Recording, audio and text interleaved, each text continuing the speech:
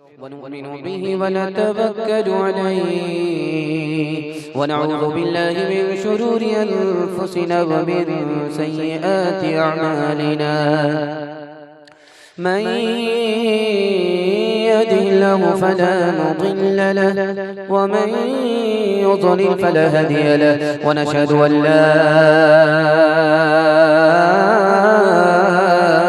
إله إلا الله وحده لا شريك له ونشهد أن سيدنا ونبينا وحبيبنا وشفيعنا وسندنا وإمامنا ومولانا محمدا عبده ورسوله صلى الله عليه وعلى آله وصحبه وبارك وسلم تسليما كثيرا أما بعد فأعوذ بالله من الشيطان الرجيم بسم الله الرحمن الرحيم أينما تكونوا يدرككم الموت ولو كنتم في بروج مشيدة صدق الله مولانا العظيم وقال النبي صلى الله عليه وسلم موتوا قبل أن تموتوا أو كما قال عليه الصلاة والسلام سبحان الله وبحمده سبحان الله العظيم وبحمده أستغفر الله صلى الله على سيدنا محمد صلى الله عليه وسلم اللهم صل على سيدنا محمد يا رب صل عليه وسلم ये दुनिया भी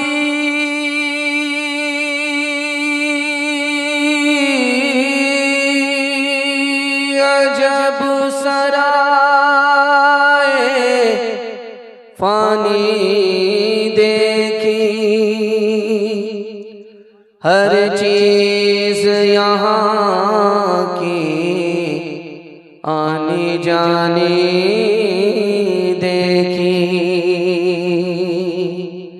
जो आके न जाए वो बुढ़ापा देखा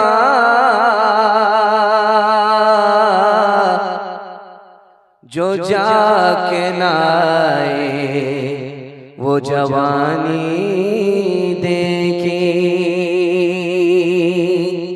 तुझे तेरे बचपन ने बरसों खिलाया जवानी ने फिर तुझको मजनू बनाया बुढ़ापे ने फिरा क्या क्या क्या सताया अजल तेरा कर देगी बिल्कुल सफाया जगह जी लगाने की दुनिया नहीं है ये इबरत की जा है तमाशा नहीं है।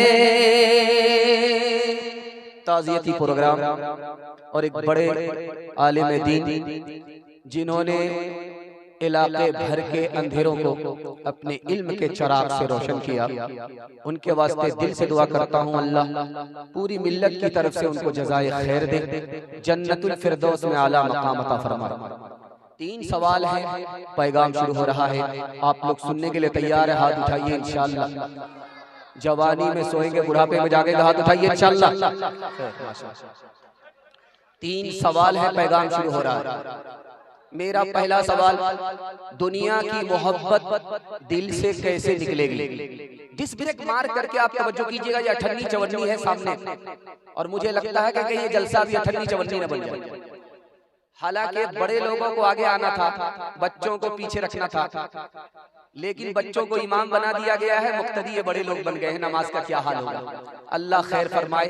खैर आपका जैसा फातिहा हाँ वैसा मेरा फातिहा खैर अल्लाह जज़ाए खैर दे आप जैसा भी सुन रहे अच्छा सुन रहे दिल से दुआ करता हूँ अल्लाह हमारे सुनाने को आपके सुनने को बेहद कबूल फरमाए।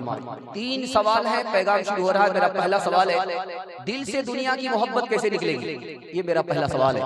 दूसरा सवाल है मौत याद रहे तो 3 फायदे होते पहला दूसरा तीसरा आखिरी फायदा क्या है ये मेरा दूसरा सवाल है। आखिरत की कामयाबी कैसे होगी सिर्फ 3 काम करना होगा करीब को दूर दूर को करीब दुश्मन को दोस्त दोस्त को दुश्मन दोस्त को दुश्मन जिंदा को मुर्दा मुर्दा को जिंदा करना क्या मतलब हुआ? ये आखिरी सवाल है, सुनने के लिए तैयार है? सो करके सुनेंगे, हाथ उठाइए इंशाअल्लाह। खैर माशाअल्लाह, पिंडाल में कम है, ससुराल में ज्यादा। अल्लाह खैर फरमाए। जलसा आगाज में है और अचानक सवाल हो जाता है। मैं भी आपकी जगह होता, मैं भी फंस जाता। घबराने की कोई बात नहीं, आपको शर्मिंदा करना मकसद नहीं है, बेदारी को देखना है। 3 सवाल है, पैगाम शुरू हो रहा है। दिल से दुनिया की मोहब्बत कैसे निकलेगी? आप अपनी मौत को याद रखिए, दिल से दुनिया की मोहब्बत निकल जाएगी। कब्र को याद रखिए, दिल से दुनिया की मोहब्बत निकल जाएगी। हिसाब किताब को याद रखिए, दिल से दुनिया की मोहब्बत निकल जाएगी। अगर एक मौत को आप याद रखते हैं, 3 फायदे होंगे। आपको सब्र होगा कि अल्लाह ने जो कुछ दिया बहुत दिया। आपको सुकून मिलेगा, बेचैन नहीं रहेंगे। घर में भी सुकून मिलेगा, घर से बाहर भी सुकून मिलेगा। और आप जल्दी से तौबा करेंगे। मौत अगर याद रहेगी तो आप जल्दी से तौबा करेंगे। 3 फायदे। आखिरत की कामयाबी चाहिए तो सिर्फ 3 काम। करीब को दूर, दूर को करीब। आखिरत हमसे दूर हो गई है, उसको करीब करना पड़ेगा। और दुनिया हमसे करीब है, इसको दूर करना पड़ेगा। आखिरत की कामयाबी हो जाएगी। जिंदा को मुर्दा, मुर्दा को जिंदा करना होगा। ये नफ्स जिंदा है, इसको मारना पड़ेगा। ये दिल मुर्दा है, इसको जिंदा करना पड़ेगा। आखिरत की कामयाबी हो जाएगी। दोस्त को दुश्मन, दुश्मन को दोस्त बनाना होगा। हमने खुदा को दुश्मन बना रखा है, खुदा को दोस्त बनाना होगा। शैतान को दुश्मन बना, दोस्त बना रखा है, शैतान को दुश्मन बना लीजिए, खुदा को दोस्त बनाइए। अल्लाह आखिरत में कामयाब फरमा देगा। हाथ उठाइए, मौत से पहले मौत की तैयारी करेंगे इंशाअल्लाह। सितारों से आगे जहां और भी हैं, अभी इश्क के इम्तिहान भी हैं। इसी रोज़ व शब में उलझ कर न रह जा कि तेरे ज़मानो मकान भी हैं। अगर खो गया एक नशीमन तो क्या गम, मकामात आहो फगार भी है। तो शाही है परवाज़ है काम तेरा, तेरे सामने आसमान भी है। पहला पैगाम खूबसूरत सामईन के नाम आ रहा है। इंशाअल्लाह बेदारी का सबूत देते हुए सुनेंगे। हाथ उठाइए इंशाअल्लाह। बड़ा खूबसूरत जलसा तेजी से निकल जाएगा। आपने देखा दुनिया का एक निजाम चलता है। अल्लाह ने जिंदगी दी तो इसके बाद मौत रख दिया। अल्लाह ने तंदुरुस्ती दी तो इस पर बीमारी मुसल्लत कर दिया। अल्लाह ने अमीरी रखी तो उस पर गरीबी को मुसल्लत कर दिया। अल्लाह ने जन्नत का वादा किया तो बदअमली के नतीजे में दोज़ख रख दिया। क्या राज है, कितना बड़ा मेहरबान खुदा, उसके हवाले से पैगाम है। अल्लाह करे कि अल्लाह हम अपनी मेहरबानी से हम सबको मालामाल फरमाए। जिंदगी दी अल्लाह ने, बहुत बड़ी नेमत। जिंदगी को खत्म करने के लिए मौत रखा। क्यों कि बगैर मौत के खुदा के बंदे की खुदा से मुलाकात हो ही नहीं सकती। इसलिए मौत को रख दिया ताकि खुदा का बंदा खुदा से जाकर मुलाकात करे। तंदुरुस्ती दी, उसके ऊपर बीमारी मुसल्लत कर दिया ताकि जब बीमारी में रहे तो खुदा को भूल न जाए, याद रखे। इसलिए तंदुरुस्ती के साथ अल्लाह ने बीमारी दे दी। फिर अल्लाह ने अमीरी दी, दौलत दिया तो उसके ऊपर गरीबी रख दिया ताकि जब अल्लाह की नेमत सामने आए, खाना आए तो उसका नाम लेकर के खाए। उसी मालिक का दिया हुआ है, उसी के नाम से खा रहा है। अल्लाह ने जन्नत का वादा किया और जन्नत के ऊपर दोज़ख को क्यों मुसल्लत किया? ताकि खुदा के बंदा के दिल में खुदा का खौफ रहे, अजाब से बेखौफ ना हो जाए। एक नमूना आपकी खिदमत में रखने के लिए जा रहा हूं। हमारा खुदा हमारे ऊपर कितना मेहरबान है। दुआ ज्यादा कबूल करता है, बद्दुआ कम कबूल करता है। दुआ ज्यादा कबूल करता, आप करते रहिए, वो कबूल करता रहेगा। आप मांगते रहिए, वो देता रहेगा। उसके खजाने में कोई कमी नहीं। लेकिन जरा सी आप बद्दुआ कीजिए, वो कम कबूल करता है। क्यों? अगर वो बद्दुआ को कबूल करने लगे दुआ की तरह, ये दुनिया ही खत्म हो जाए। कितना मेहरबान खुदा है। छोटा बच्चा मर गया, माँ की गोद में था, माँ भी रो रही है, बाप भी रो रहा है। उस मासूम का गुनाह क्या था? अल्लाह ने उसे उठाया। देखिए खुदा कितना मेहरबान है। अल्लाह के यहाँ एक कोटा है, उसमें लोग बेहिसाब जन्नत में दाखिल होंगे। अल्लाह ने उन कोटों में इन बच्चों को दाखिल किया है। बगैर हिसाब किताब के जन्नत में दाखिल होगा। बचपन में उठा लिया ताकि बेहिसाब किताब जन्नत में दाखिल हो जाए। माँ बाप के ऊपर मुसीबत है, सब्र करे और सब्र के बदले माँ बाप भी जन्नत में दाखिल हो जाए। इस पर भी कर्म किया, उस पर भी कर्म किया। एक मिसाल है, पैगाम खत्म कर रहा हूं। जिसका बच्चा जितना काला होता है उसकी माँ रगड़ रगड़ करके साबुन लगाती, किसी तरह ही कालिया गोरा हो जाए, लेकिन वो साबुन तो काला हो जाता, वो कालिया गोरा नहीं आता, आसमान से ही काला है। कुर्बान जाइए उस माँ के ऊपर, उस काले को भी चौधरी का चांद समझती है वो। बच्चे को जब वो नहाती है तो रगड़ रगड़ करके नहाती है। बच्चा चिल्लाता रहता है, वो कोई परवाह नहीं करती। जानते हैं क्यों? माँ को पता है कि बच्चे के रोने की परवाह होगी तो बच्चे का मैल कुचैल साफ नहीं होगा। बच्चा नहाने से डरता है, माँ नहाती है। माँ को पता है कि जब तक ये नहाएगा नहीं इसका मैल कुचैल साफ नहीं होगा। हम चाहते हैं हमारे ऊपर मुसीबत ना आए, खुदा हमारे ऊपर मुसीबत डालता है ताकि मुसीबत की सदके में हमारे गुनाह का मैल कुचैल साफ हो जाए।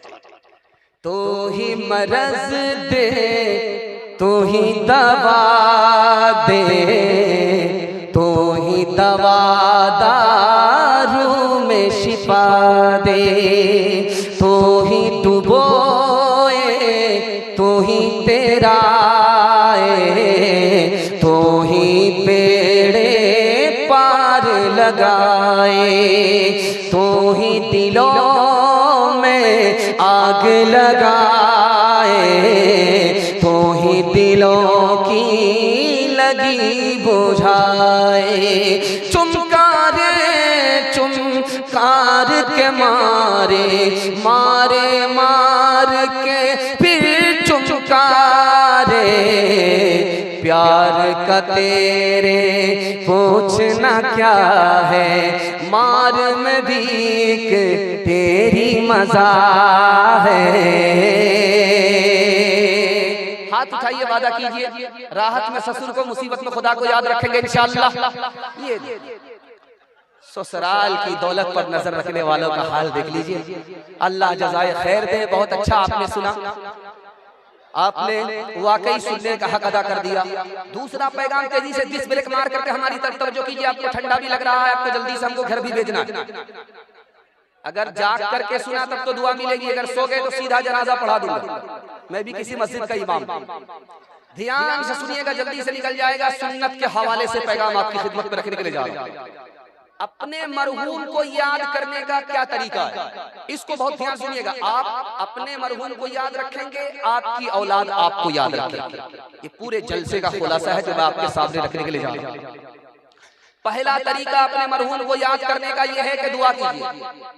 जब भी हाथ उठे दुआ के लिए तो अपने मरहूम के लिए भी दुआ कीजिए। आप धरती पर दुआ करेंगे, इसका सवाब आपके मरहूम को बरज़ख में पहुंच जाएगा।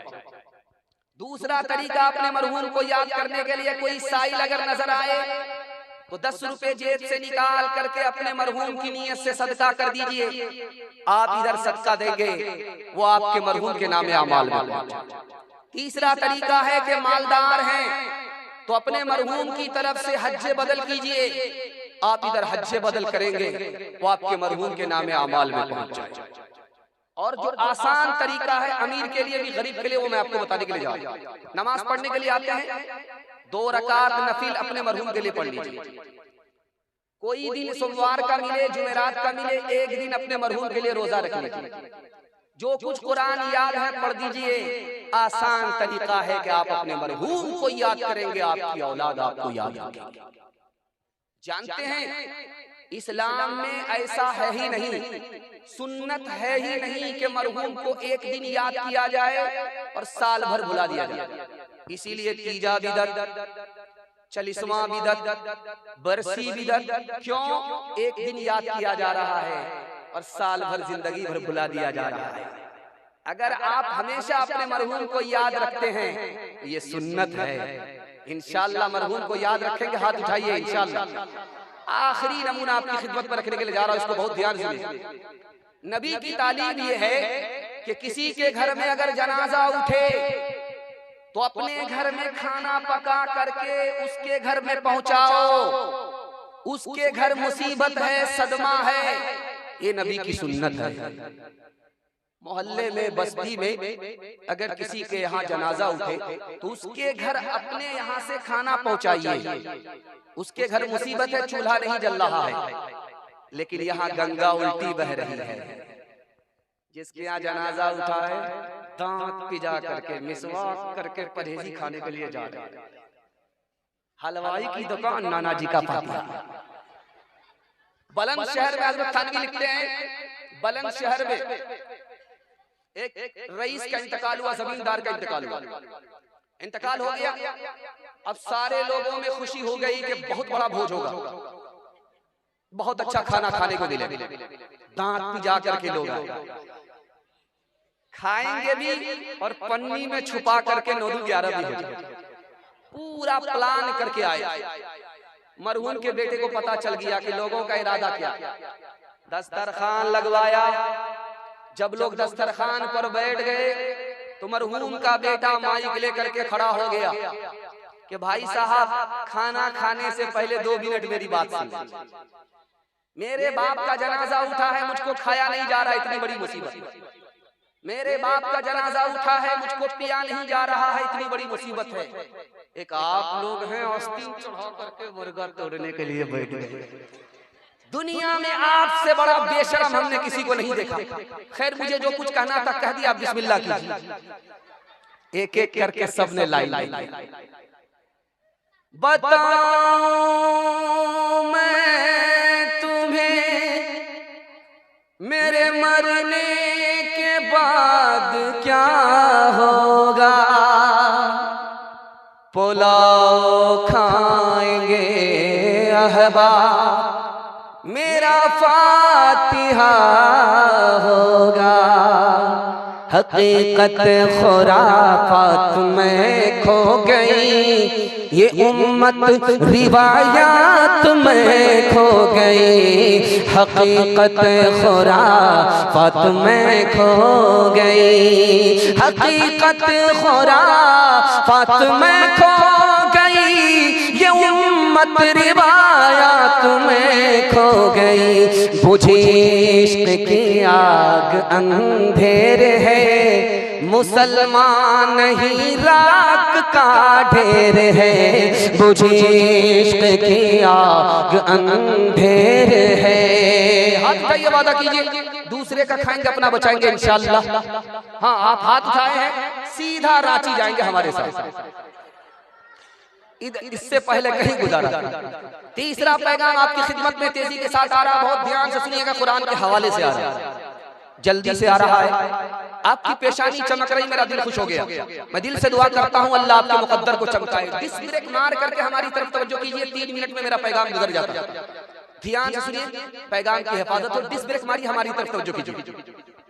हमारा दिल जिंदा है या मुर्दा है, हमारी दुआ कबूल होती है या नहीं, खुदा से हमारा ताल्लुक है या नहीं, कोई आलिम दुनिया का बता ही नहीं सकता।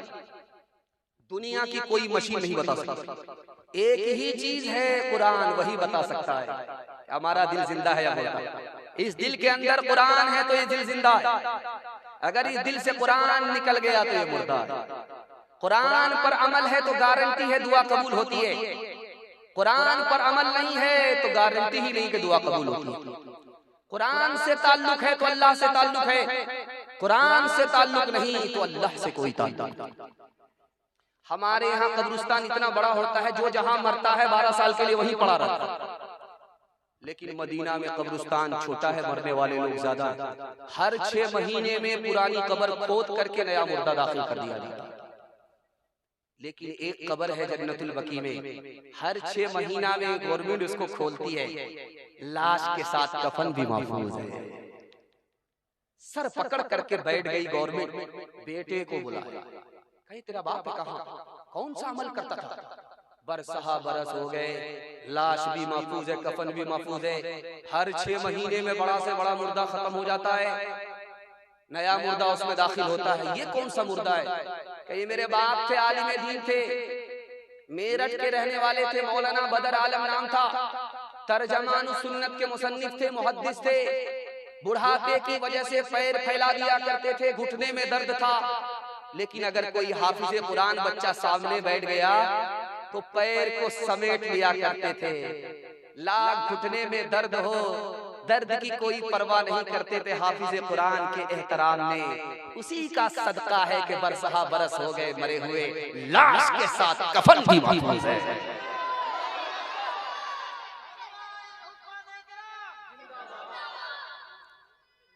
बेटा बीमार है, रांची ने जवाब दे दिया। इमाम साहब के पास आई, इमाम साहब बड़ा मुश्किल हो गया, इकलौता बेटा, डॉक्टर ने जवाब दिया। करे इन डॉक्टरों ने जवाब दिया है, जो सबसे बड़ा ऊपर डॉक्टर बैठा हुआ वो अभी मौजूद है, उसने जवाब नहीं दिया। तुम्हारे पास दो रास्ते हैं, या तो कुरान खानी करा दो तुम्हारा बेटा ठीक हो जाएगा, या जानवर की कुर्बानी करा दो तुम्हारा बेटा ठीक हो जाएगा। एक नंबर का कंजर था, बखील था, मक्खी चूस था। सोचा कि कुर्बानी कराएंगे, बकरा कुर्बान करेंगे, 10,000 का बकरा चला जाएगा। मंतिक से निकलता है, इमाम साहब बकरी हमारी अभी बाहर है जंगल में, आने में देर हो जाएगी, बेहतर यह है कि कुरान खानी कर दीजिए, बेटा ठीक है। इमाम साहब ने कमजोरी पकड़ लिया, कहा कि बात तो सही है, माल की मोहब्बत तुम्हारे दिल के अंदर है, कुरान जबान पर है। जिस कुरान को दिल में होना चाहिए वहां माल है, जिस माल को जेब में होना चाहिए वो दिल के अंदर है। हाथ उठा करके वादा कीजिए, बाजार रोज जाएंगे, अखबार रोज पढ़ेंगे, कुरान कभी कभी बिल्कुल सही जा रहा, हाथ उठा दीजिए इंशाअल्लाह। खैर, वोटर लिस्ट में जिन लोगों का नाम है उन्हीं लोगों ने हाथ उठाया। आपने डिस्क ब्रेक मार करके साबित कर दिया कि आप जगह पर ही हैं। मैं दिल से दुआ करता हूँ अल्लाह आपके बच्चों को कुरान से आबाद फरमाए। मुबारकबाद। या इलाही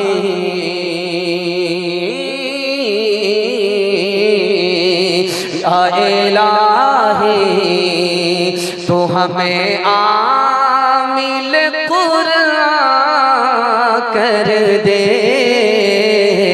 या इलाही फिर नए सिरे से मुसलमान को मुसलमान कर दे, फिर नए सिरे से वो पैगंबर जिसे सरताज रुसुल कहते हैं,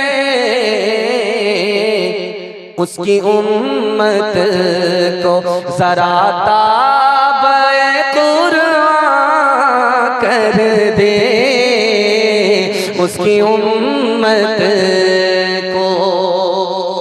छोटे छोटे बच्चे हैं, अल्लाह का शुक्र है जाग रहे, कल सो गए थे बिस्तर पर गंगा बहा दिया था, अल्लाह का शुक्र है पेशाब से आज बिस्तर बचा हुआ। इनके वास्ते दुआ करता हूँ अल्लाह इनको मुकद्दर का सिकंदर बनाए। आपका बच्चा मुकद्दर का सिकंदर बन जाए, कबूलियत की घड़ी है, दिल से दुआ करता हूँ माँ बाप के मुस्तकबिल को अल्लाह रोशन फरमाए। ध्यान से सुनिएगा, जल्दी से निकल जाएगा। 12-14 साल की उम्र है यूसुफ अलैहिस्सलाम की, कुएं में भाइयों ने डाला, कपड़ा उतारने लगे।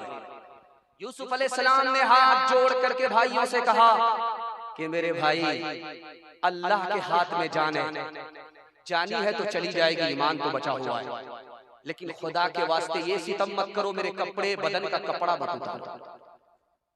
ये कपड़ा मेरे पास रहेगा, सर्दी गर्मी में काम आएगा। अगर मेरा इंतकाल हो गया तो यही कपड़ा मेरा कफन बन जाएगा। इब्राहिम अलैहिस्सलाम ने अपने बेटे इस्माइल से कहा, 12-14 साल की उम्र है, बेटा मैं राह खुदा में तुम्हें कुर्बान करना चाहता हूँ। बेटे ने कहा सुभान अल्लाह, राह खुदा में कुर्बान हो जाना बड़ी सादत की बात है। अब्बा मेरी फरमाइश है, आप अपनी आंख पर पट्टी बांध लेना, मेरे हाथ पांव को बांध देना, और मुझे आसमान की तरफ मेरा सर मत करना, बल्कि जमीन की तरफ मेरा सर कर लेना, उसके बाद ज़बह करना, ताकि सजदे की हालत में तेरा बेटा कुर्बान हो जाए। उसके बाद कहा कि अब्बा जब मुझे कुर्बान कर देना तो मेरे बदन के कपड़े को उतार करके मेरी माँ के हवाले कर देना, ताकि मेरी माँ को सब्र हो जाए कि बेटा जिस खुदा ने दिया था उसी के रास्ते में बेटा कुर्बान हो गया। आखिरी मिसाल है, पैगाम खत्म कर रहा हूँ। बाप का जनाजा रखा हुआ, बेटा रो रहा है, रुकने का नाम ही नहीं ले रहा है, नॉन स्टॉप रो रहा है। इमाम साहब परेशान के बेटा 5 मिनट के लिए सब्र कर लो, उसके बाद जी भर करके रोना, जनाजा तो पढ़ाने का। तो बेटा कहता है कि इमाम साहब पहले ये तो पूछो मैं क्यों रो रहा हूँ, मैं बाप के जनाजे पर कम रो रहा हूँ, अपने ऊपर ज्यादा रो रहा हूँ। मेरे बाप ने मुझको स्कूल की तालीम दिलाई, सुभान अल्लाह, लेकिन बाप का जनाजा सामने रखा हुआ है, मेरे पास इतनी तालीम नहीं है बाप की तरफ से कि मैं बाप का जनाजा पढ़ा सकूं, मैं इस पर रो रहा हूं। औलाद की अमानत गोदों में है हमारे, पाले इन्हें जिगर से, पोसे इन्हें हुनर से। औलाद की अमानत अल्लाह की इताअत बेहतर नहीं है, इससे सिखलाए हम सलीका, सिखलाए हम सलीका। औलाद को फिक्र से सिखलाए हम सलीका। हाथ उठाइए, खिलाने में आगे, पढ़ाने में पीछे, हाथ उठाइए इंशाअल्लाह। तो वो लोग हाथ उठा रहे जिनकी शादी तक नहीं हुई। खैर, अल्लाह जज़ाए खैर दे। आप मुकम्मल बेदार हैं, आपकी बेदारी को सलाम करता हूँ, आपके बच्चों के वास्ते दुआ करता हूँ। अल्लाह इल्म और हुनर से मालामाल फरमाए। दुनिया और आखिरत के हवाले से पैगाम सुनने के लिए तैयार है? हाथ उठाइए इंशाअल्लाह। बड़ा खूबसूरत जलसा तेजी के साथ निकल रहा है। मोहब्बत से आप सुनने, मेरी जबान की रफ्तार बता रही है कि आप मोहब्बत से सुन लें। अल्लाह जज़ाए खैर दे। जब मौत पर हमारा ईमान है तो हमको मौत से डर क्यों लगता है? इसको ध्यान से सुनिएगा, अल्लाह के इल्म में इजाफा फरमाए, मेरे मुताला। 2 वजह से आदमी मौत से घबराता है। पहली वजह यह है कि दौलत यहाँ रखता है, मर करके वहां चला जाता है। दौलत यहाँ, वो वहां चला जाता है, इसलिए डर लगता है। अगर मौत से पहले दौलत को वहां भेज दे जहां मरने के बाद पहुंचना है तो डर नहीं लगेगा। दूसरी वजह यह है कि दुनिया को तो आबाद किया है, आखिरत को बर्बाद किया है। जब आदमी आबादी से बर्बादी की तरफ जाता है तो डर लगता है। आप अपना जायजा लीजिए, अगर मौत से डर लग रहा है तो 2 ही वजह। बस्ती में नौडीहा में जलसा सुनने के लिए एक आदमी आ रहा था बाहर। पान की दुकान वाले से पूछता है कि आबादी किधर है जहाँ जलसा हो रहा है? कहा दाया बाया मत लेना, सीधा चले जाओ। वो जो सीधा आया तो कब्रिस्तान पहुंच गया। बड़ा घबराया कि अजीब आदमी है, ऐसा भी मजाक करते, जिंदा आदमी को कब्रिस्तान भेज देते। वो पलट करके आकर के पूछा कि भाई साहब, मैं आबादी पूछ रहा था, बस्ती पूछ रहा था, या जलसा हो? अरे अल्लाह के बंदे, आबादी तो कब्रिस्तान ही है। हमने हर आदमी को हर जगह से वहां आते हुए देखा, लेकिन वहां से किसी को कहीं जाते हुए नहीं देखा। असल आबादी तो है। हमारी दुआ कबूल क्यों नहीं होती? हम दुआ काबे की चादर पकड़ करके करते हैं। इसकी 2 वजह लिखी है शफीक बल्खी रहमतुल्लाह अलैह। इसकी पहली वजह ये लिखी है कि हमारा मौत पर ईमान है, मौत की तैयारी नहीं करते, इसलिए दुआ कबूल नहीं होती। हम रोज जनाजे को दफन करते हैं लेकिन नसीहत नहीं पकड़ते।